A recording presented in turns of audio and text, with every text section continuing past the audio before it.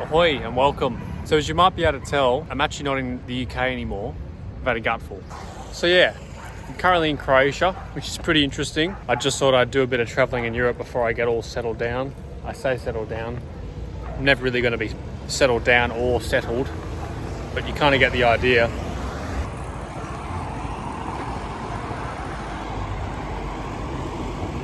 So yeah, I spent 2 weeks in the UK and I'm going back, and the 2 weeks I spent there were really good. It gave me a pretty good understanding of where I want to live in the UK and all that jazz, where I might work, you know, the whole deal, just adult things. So the places that we went to were, we spent a couple of nights in London.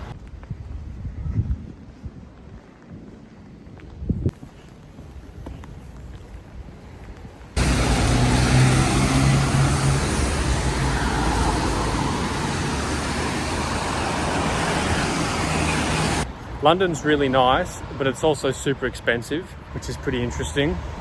And then we went to we went around the Cotswolds area of the UK, which is around it starts from about an hour west of the UK, of London, and it goes all the way to about an hour east of Bristol.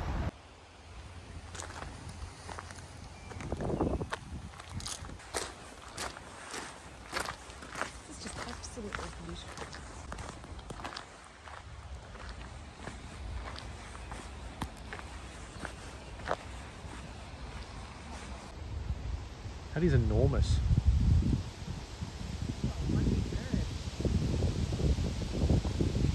Row your boat.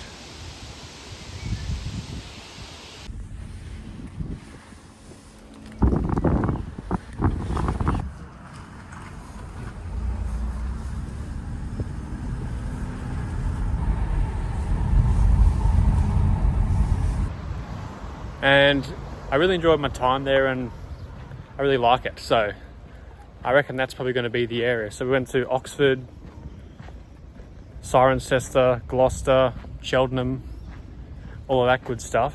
And yes, I reckon when I get back, that's going to be the area that I hone in on, if you will. It's just interesting, like the UK is really similar to Australia. That's not a new revelation. Australia was colonised by the UK, and all the convicts that were stealing bread went to Australia from the UK, so you get that in the big jobs.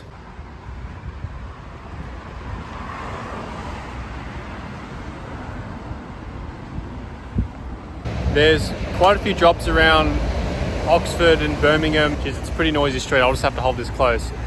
That I would really like to do, like in the automotive engineering world. And those sorts of jobs just don't really exist in Australia. But anyway, so yeah, that's another reason why I want to live there. It's also summer in the UK at the moment, and the other day it was about a top of 14 degrees, which is about probably an average day in at least Sydney, Australia. Yeah, but I already knew that the weather was going to be crap anyway. So yeah, that's pretty exciting, I think.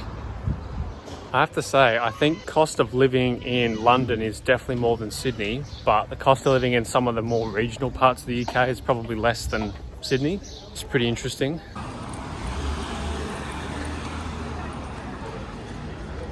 So yeah, currently in Split, Croatia. I'm going to spend a couple days here and then I'll figure out where I go next.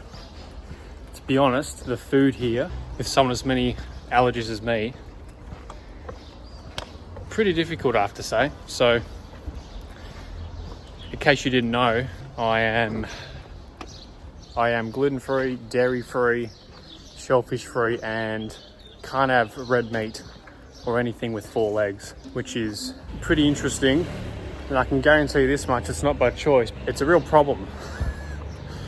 So what I'm doing is I'm going to these supermarkets and then trying to translate the ingredients, because they're in Croatian, to English.